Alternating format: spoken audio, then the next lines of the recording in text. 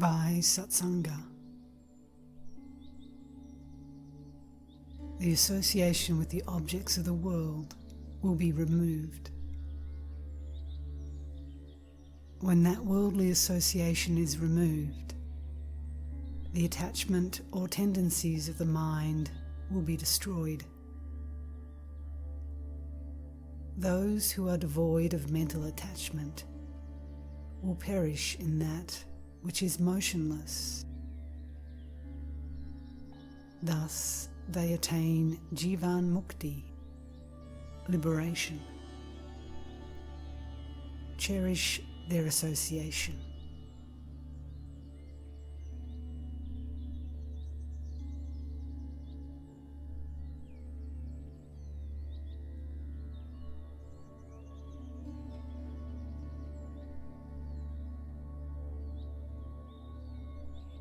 The supreme state, which is praised and which is attained here in this life by clear vichara, which arises in the heart when association with a sadhu is gained,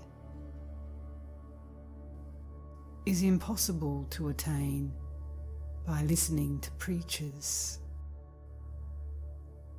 by studying and learning the meaning of the scriptures, by virtuous deeds, or by any other means.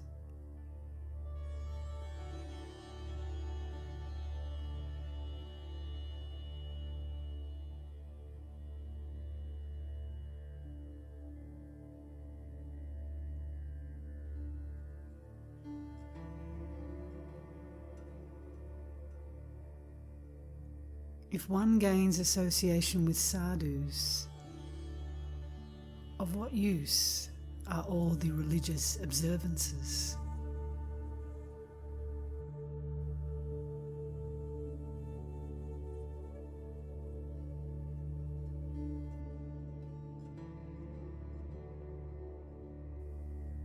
When the excellent, cool southern breeze itself is blowing, what is the use of holding a hand fan?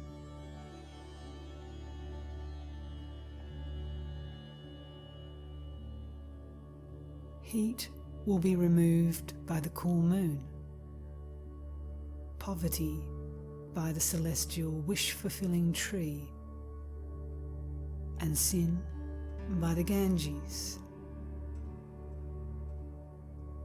But know that all these, beginning with heat, will be removed merely by having the darshan of incomparable sadhus.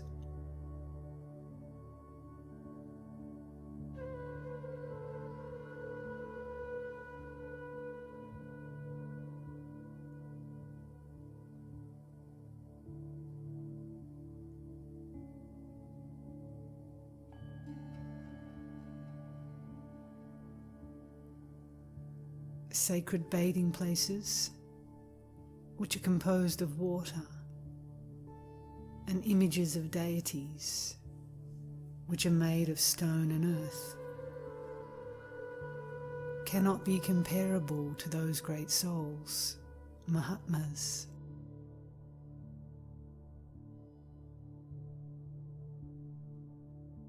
The bathing places and deities bestow purity of mind after countless days, whereas such purity is instantly bestowed upon people as soon as sadhus see them with their eyes.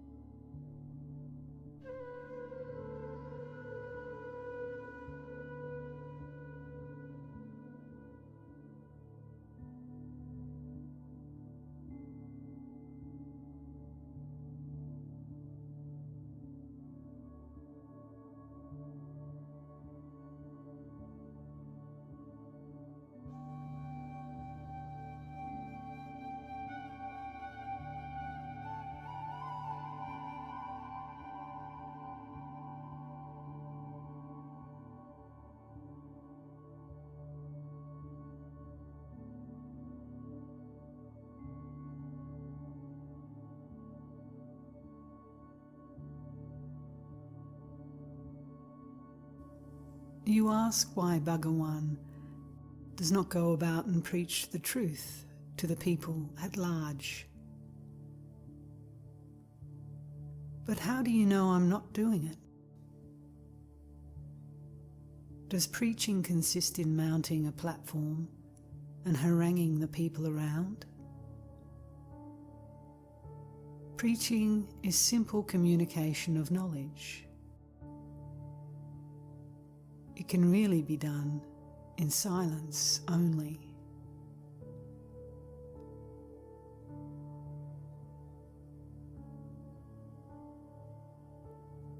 What do you think of a person who listens to a sermon for an hour and goes away without having been impressed by it, so as to change their life? Compare them with another who sits in a holy presence and goes away after some time with their outlook on life totally changed. Which is the better? To preach loudly without effect, or to sit silently, sending out inner force?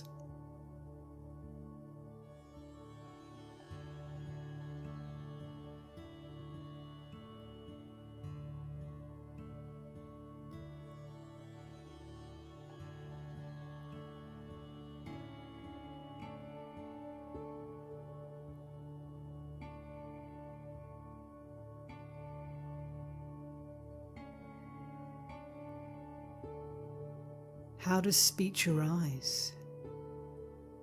First, there is abstract knowledge. Out of this arises the ego, which in turn gives rise to thought, and thought to the spoken word. So the word is the great grandson of the original source.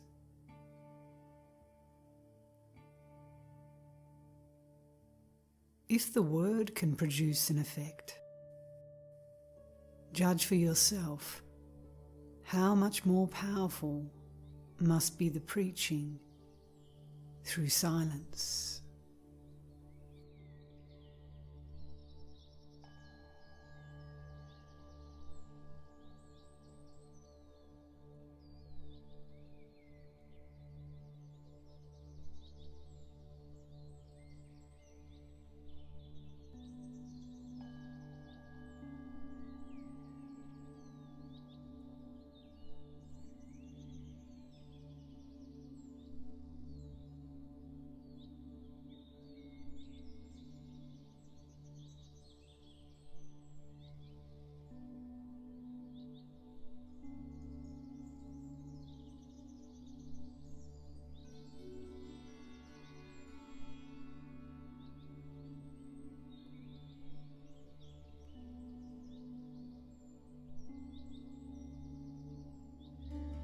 You ask how silence can be so powerful.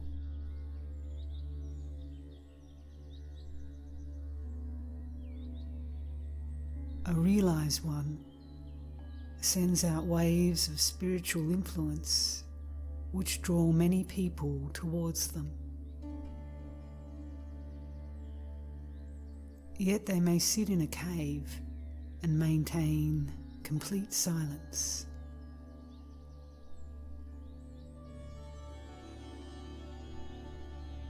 We may listen to lectures upon truth and come away with hardly any grasp of the subject.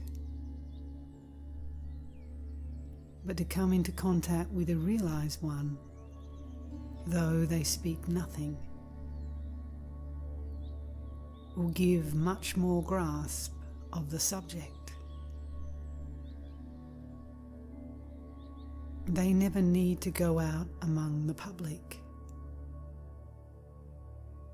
If necessary, they can use others as instruments.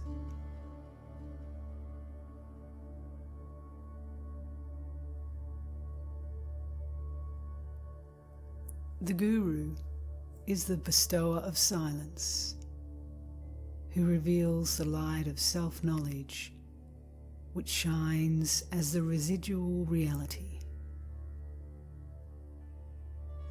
Spoken words are of no use whatsoever if the eyes of the guru meet the eyes of the disciple.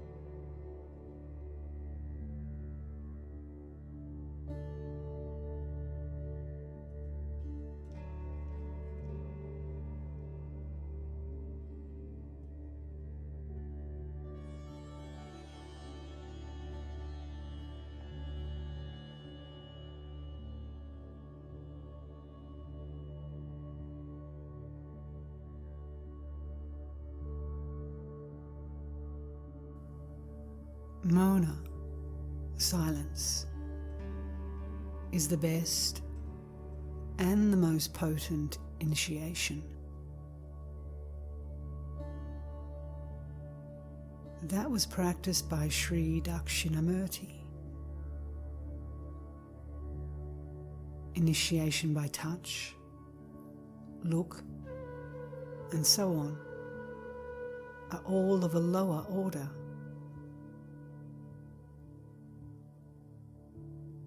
Silent initiation changes the hearts of all.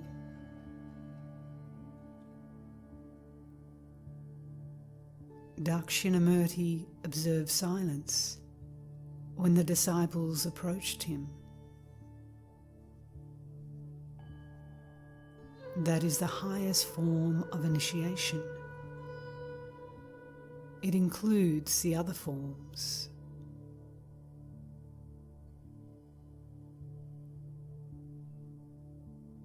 There must be subject-object relationship established in the other initiations. First, the subject must emanate, and then the object.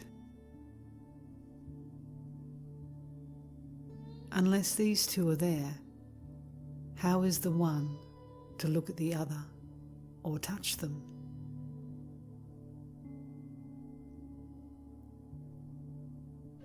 Silent initiation is the most perfect.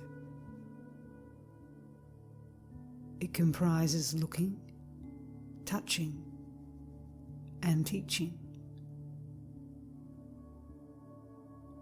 It will purify the individual in every way and establish them in the reality.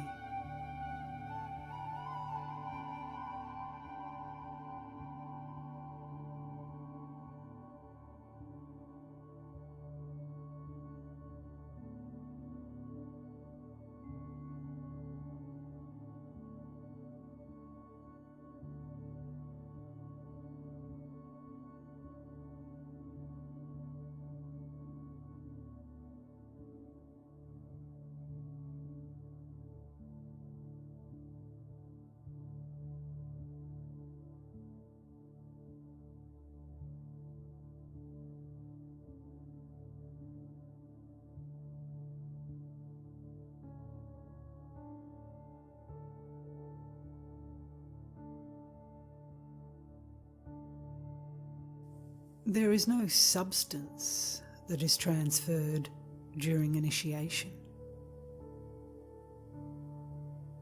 Transfer means eradication of the sense of being the disciple. The master does it. It's not that the person was something at one time and metamorphosed later into another.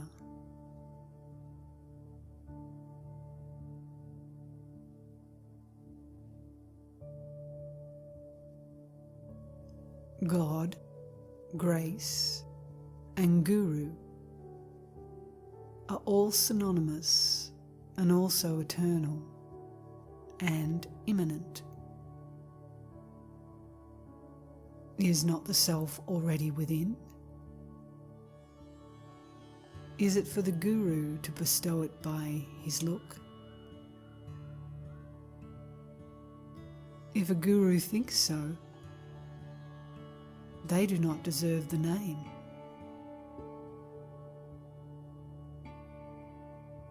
The books say that there are so many kinds of initiation. Initiation by hand, by touch, by eye, etc. They also say that the guru makes some rites with fire, water, japa, or mantras, and calls such fantastic performances initiations. As if the disciple becomes ripe only after such processes are gone through by the guru.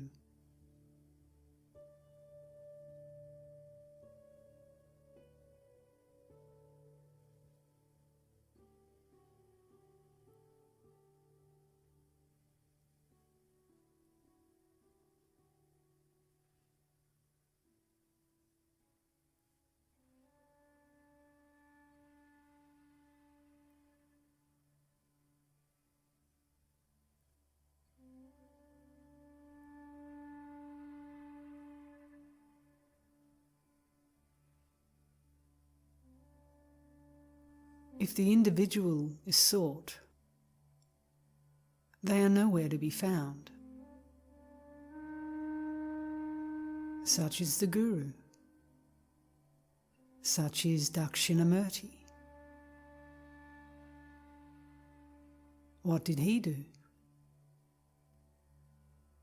He was silent when the disciples appeared before him.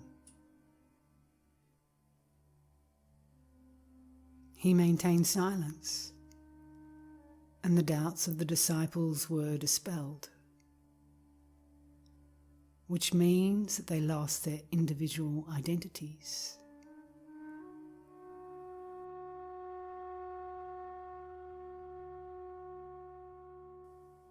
That is jnana, and not all the verbiage usually associated with it.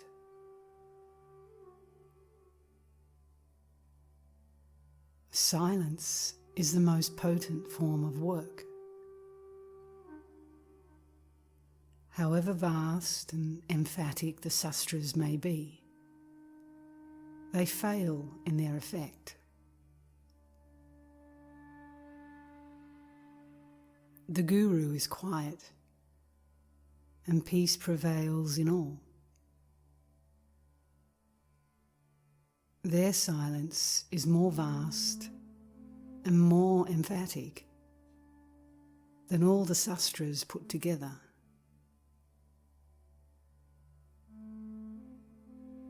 These questions arise because of the feeling that, having been here so long, heard so much, exerted so hard, one has not gained anything. The work proceeding within is not apparent. But in fact, the Guru is always within you.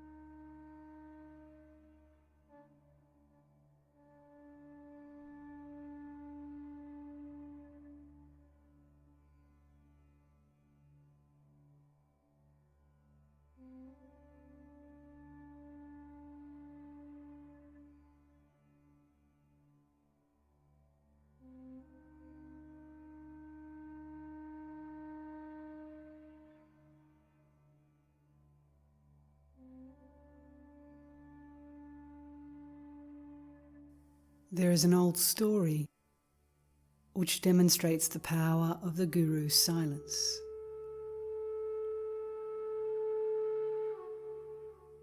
Tatvarya composed a Bharani, a kind of poetic composition in Tamil,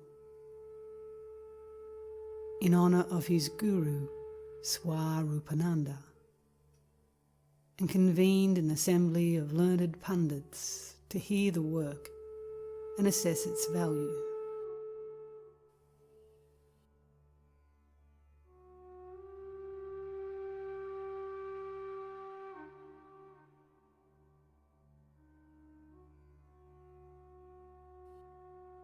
The pundits raised the objection that a Bharani was only composed in honour of great heroes, capable of killing 1,000 elephants in battle, and that it was not in order to compose such a work in honour of an ascetic. Thereupon the author said, "Let us all go to my Guru, and we shall have this matter settled there." They went to the Guru, and after they had all taken their seats, the author told his Guru the purpose of their visit. The Guru sat silent, and all the others also remained in Mona.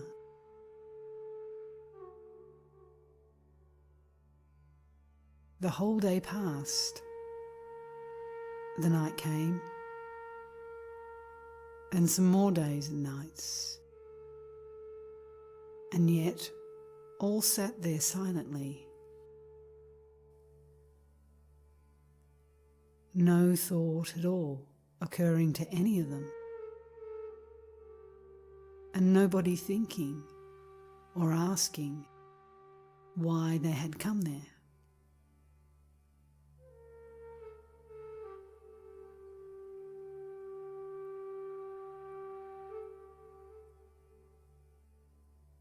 After 3 or 4 days like this, the Guru moved his mind a bit, and the people assembled immediately regained their thought activity. They then declared, "Conquering 1,000 elephants is nothing beside this Guru's power to conquer the rutting elephants of all our egos put together. So certainly he deserves the Bharani in his honour."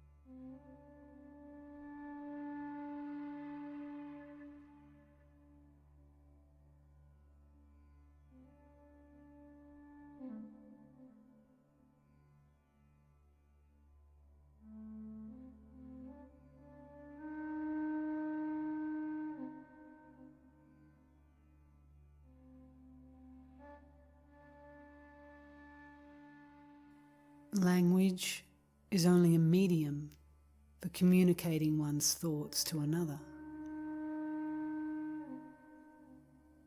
It is called in only after thoughts arise.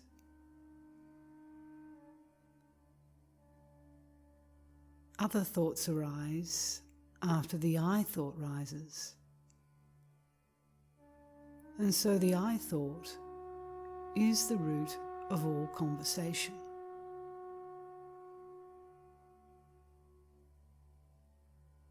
When one remains without thinking, one understands another by means of the universal language of silence.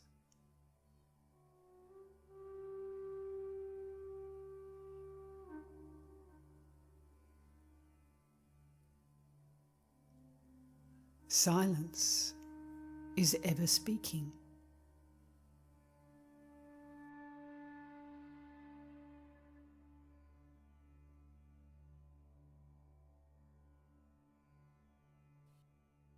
It is a perennial flow of language, which is interrupted by speaking.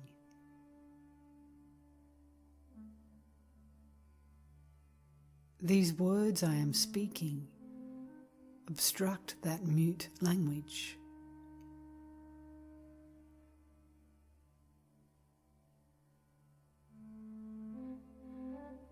For example, there is electricity flowing in a wire. With resistance to its passage, it glows as a lamp or revolves as a fan. In the wire, it remains as electric energy. Similarly, also, silence is the eternal flow of language, obstructed by words.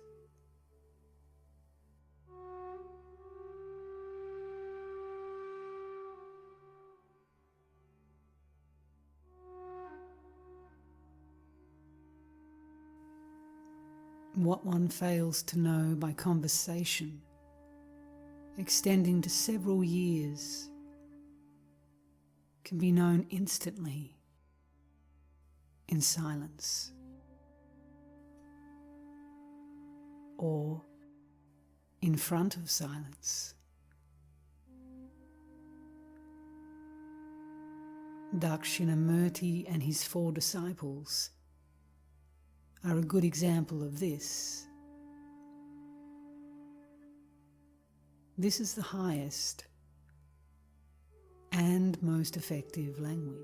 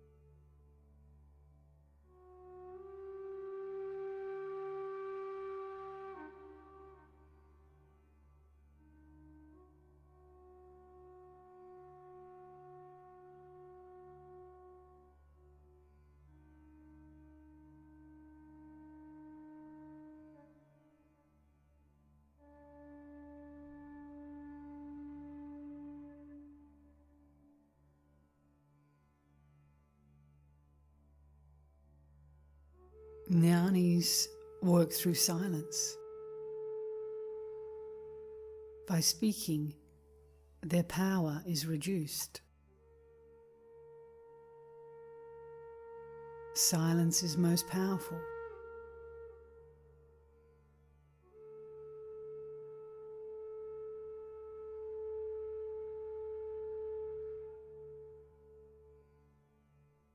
Speech is always less powerful than silence. So mental contact is the best.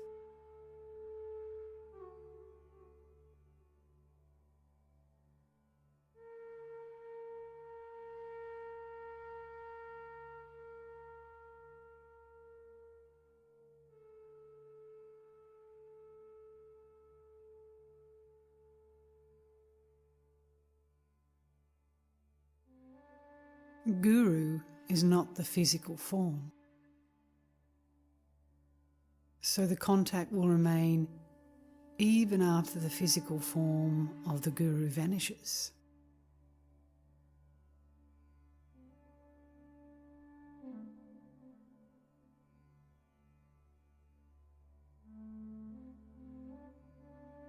One can go to another Guru after one's Guru passes away.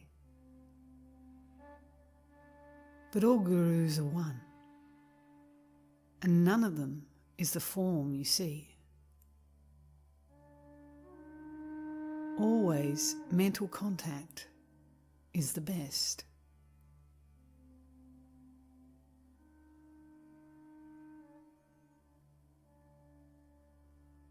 highest form of grace is silence. It is also the highest teaching.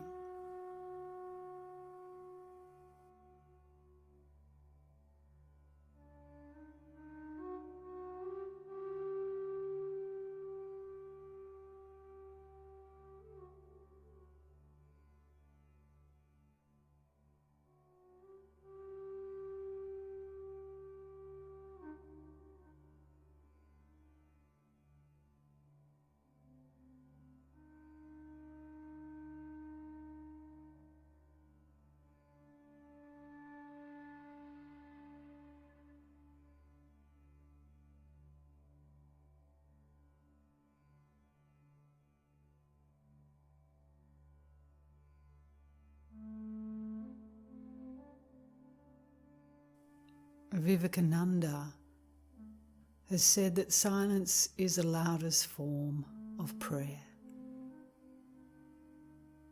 It is so for the seeker's silence. The Guru's silence is the loudest upadesa or teaching. It is also grace in its highest form. All other initiations are derived from Mona and are therefore secondary.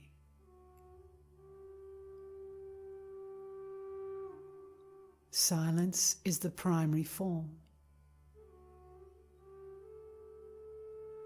If the Guru is silent, the seeker's mind gets purified by itself.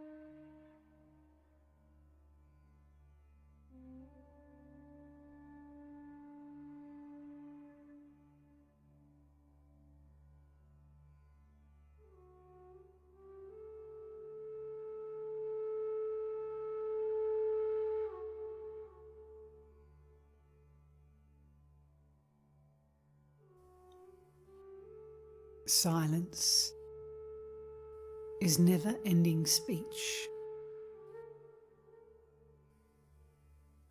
Vocal speech obstructs the other speech of silence. In silence, one is in intimate contact with the surroundings. The silence of Dakshinamurti removed the doubts of the four sages.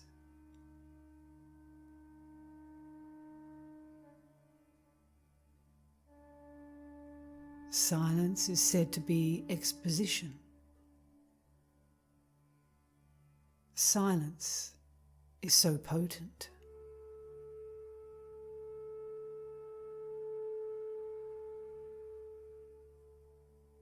For vocal speech, organs of speech are necessary, and they precede speech.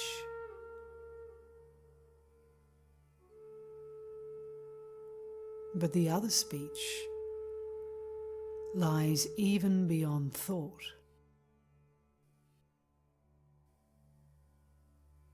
It is, in short, transcendent speech,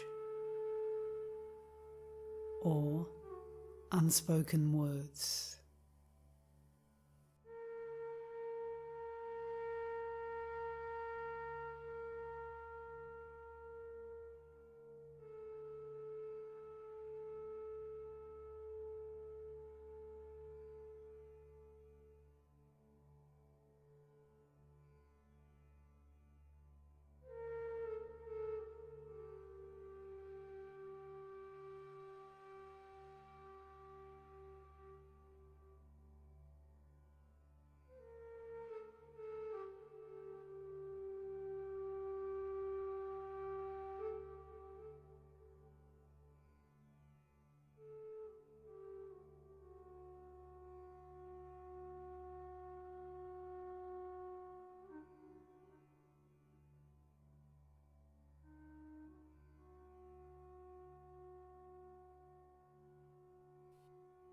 Silence is the true upadesa.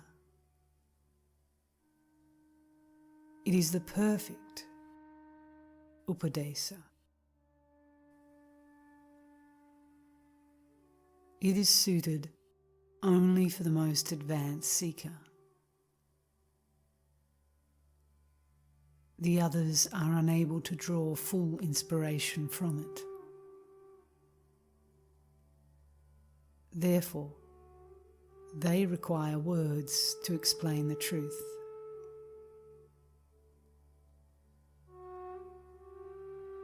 But truth is beyond words. It does not admit of explanation.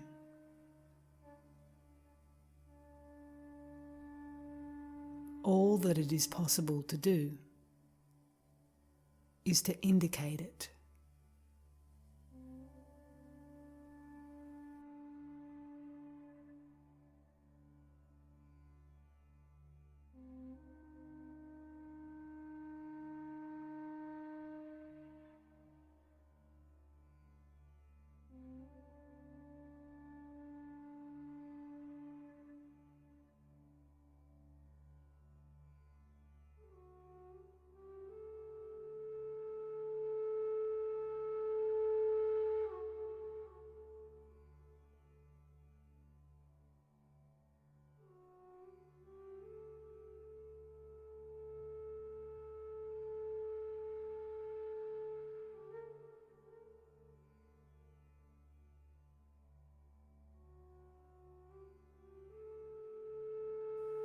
The look of a jnani has a purifying effect.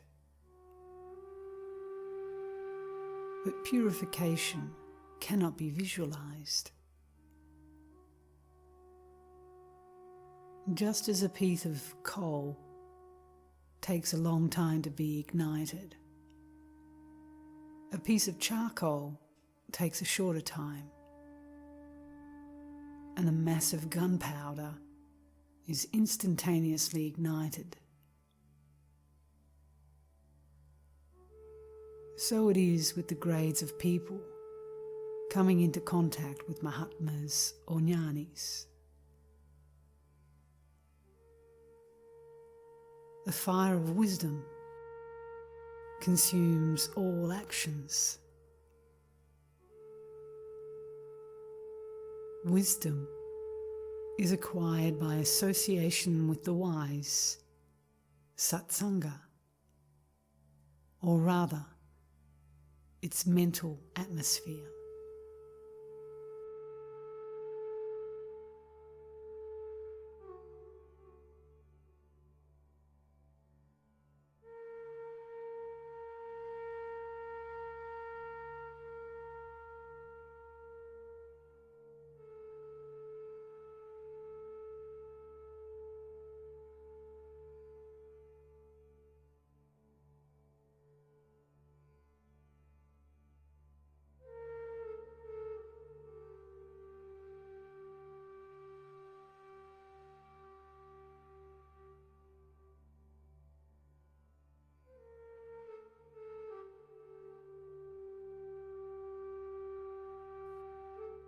In the proximity of a great master, the vasanas cease to be active.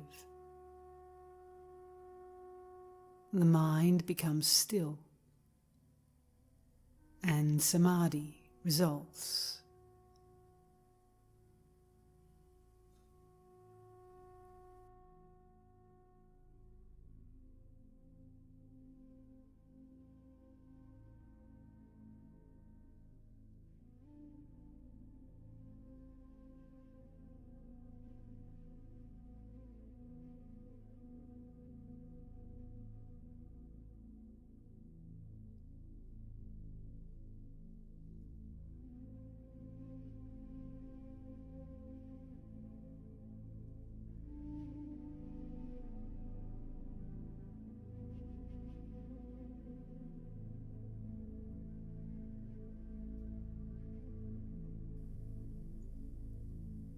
Thus, the disciple gains true knowledge and right experience in the presence of the Master.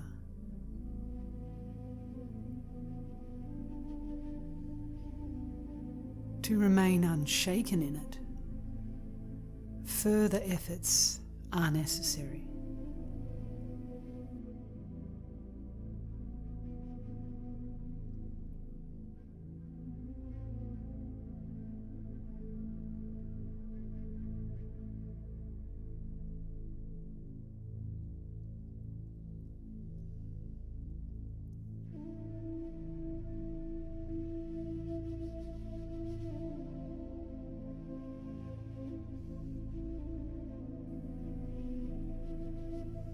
Eventually the disciple will know it to be their real being and will thus be liberated even while alive.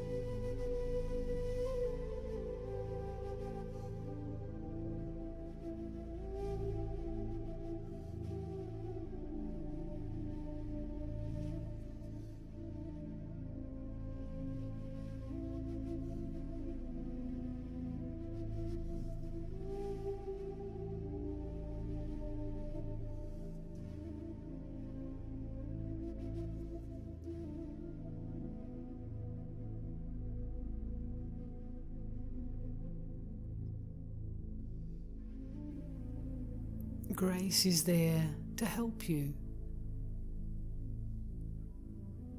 Individually, we are incapable because the mind is weak. Grace is necessary. Serving a sadhu will bring it about. There is, however, nothing new to get. Just as a weak man comes under the control of a stronger one, the weak mind of a person comes under control easily in the presence of strong-minded sadhus.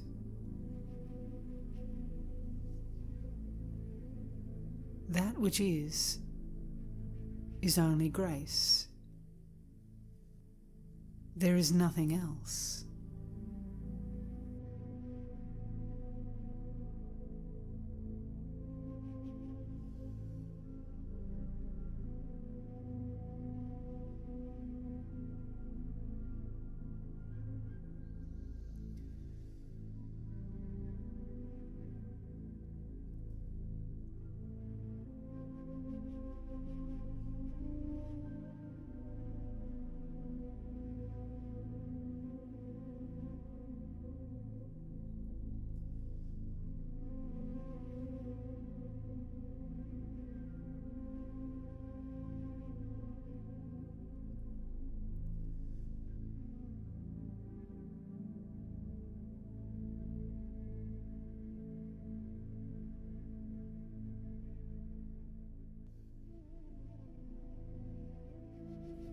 Association with the wise, Sat-sanga, and service of them is required of the disciple.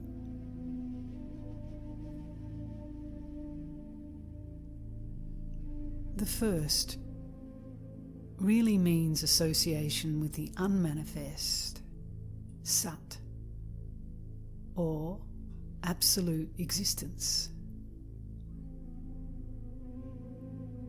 But as very few can do that, they have to take second best, which is association with the manifest Sat, that is, the Guru.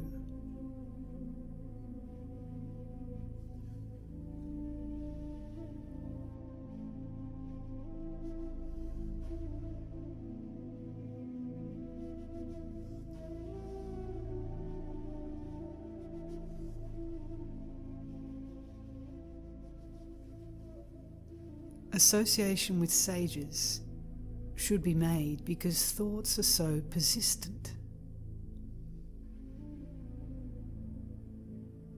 The sage has already overcome their mind and remains in peace.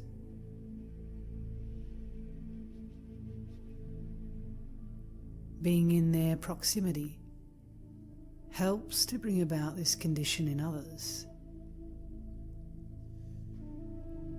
Otherwise, there is no meaning in seeking their company.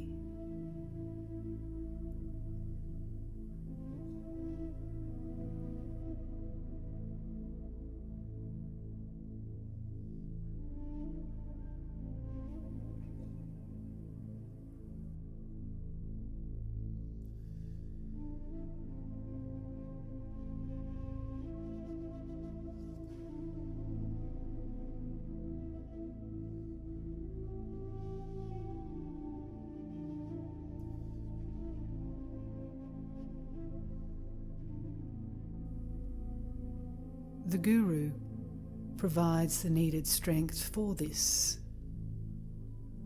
unseen by others.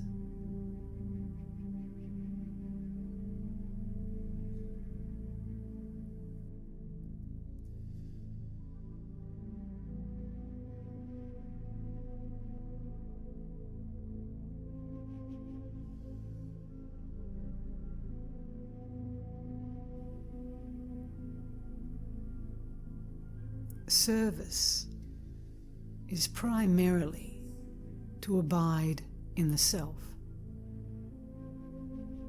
but it also includes making the Guru's body comfortable and looking after their place of abode.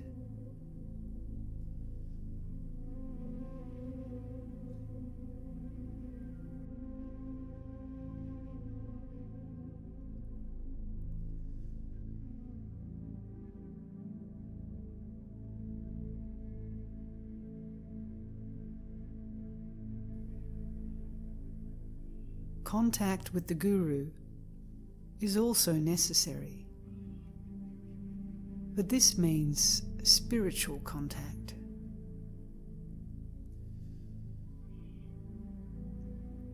If the disciple finds the Guru internally, then it does not matter where they go.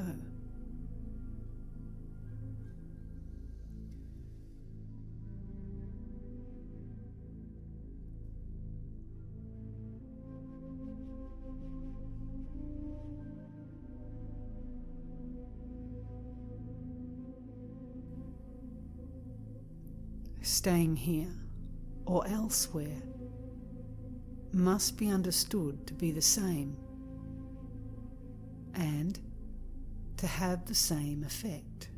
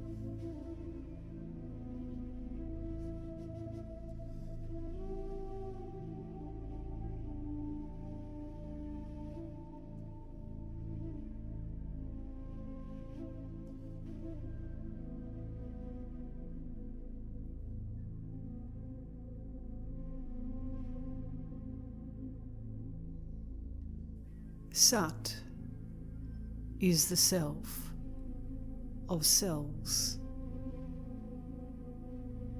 The Sadhu is that self of selves.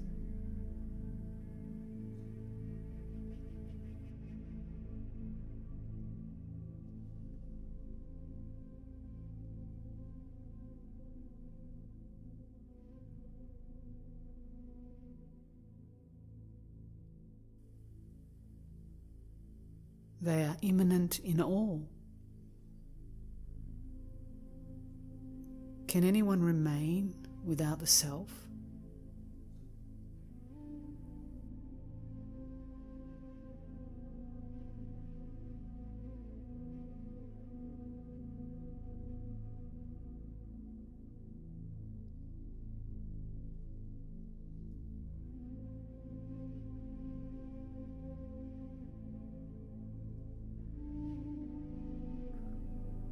No. So no one is away from Sat-sanga.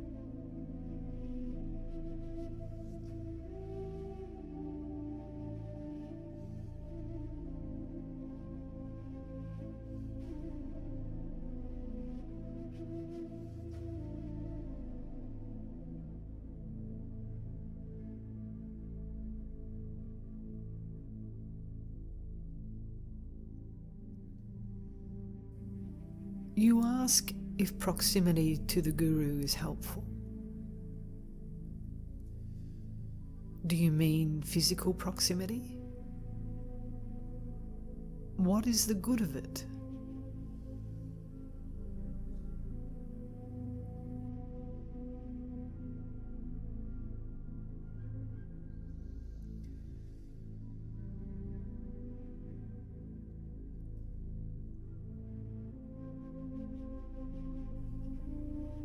The mind alone matters. The mind must be contacted.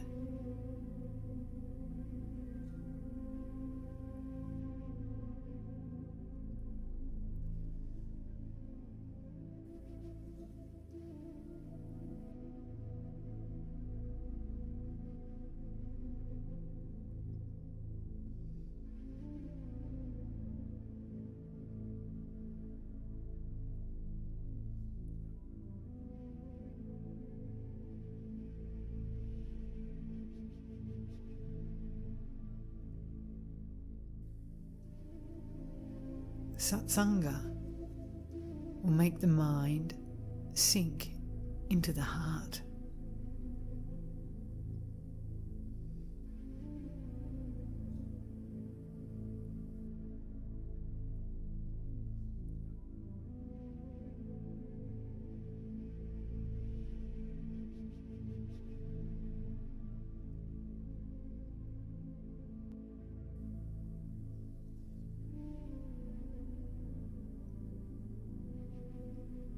Such association is both mental and physical.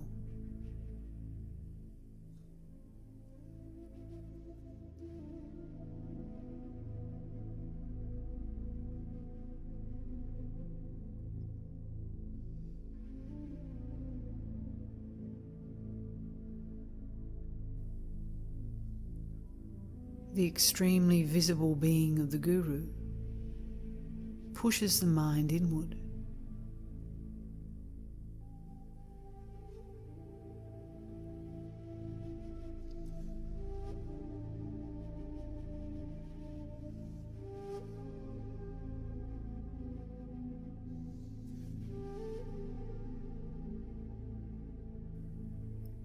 They are also in the heart of the seeker.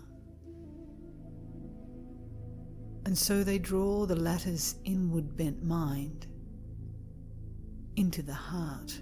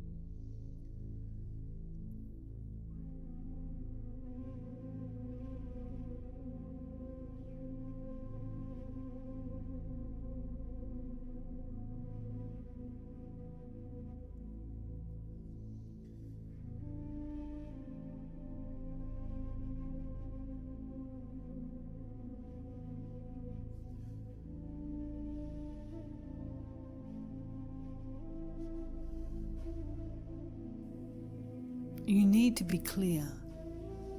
What is Sat-sanga?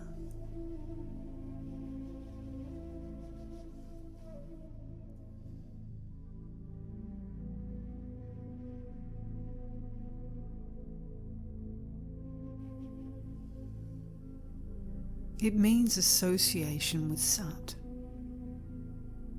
or reality.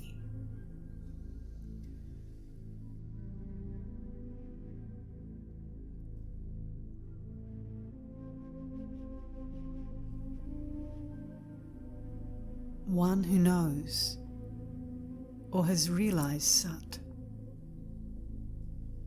is also regarded as Sat.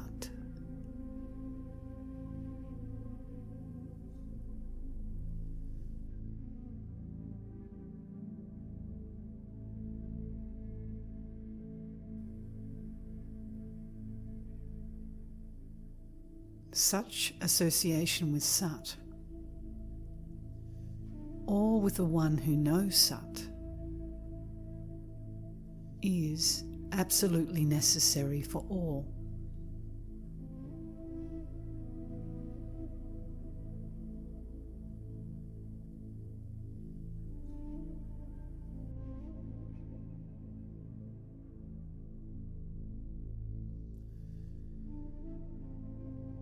Shankara has said that in all the three worlds there is no boat like Sat-sanga to carry one safely across the ocean of births and deaths.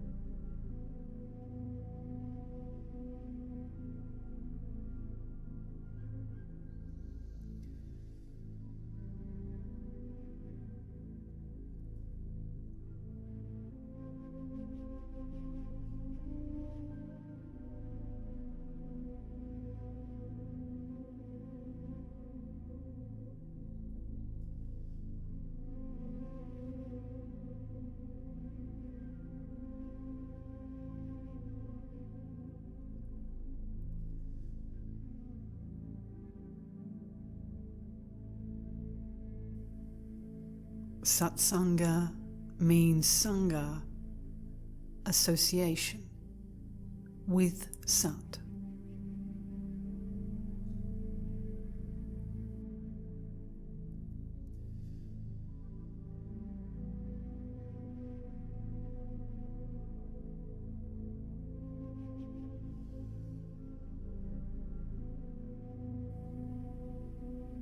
Sat is only the self.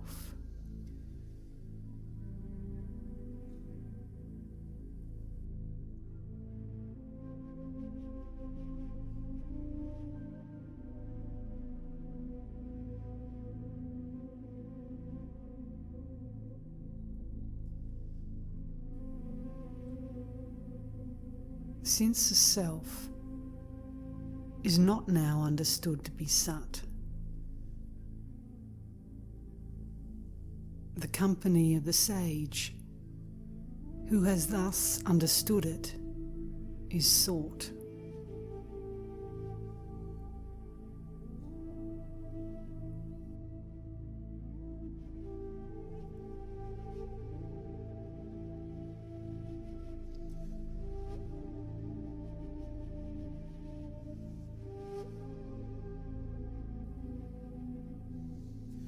That is Sat-sanga.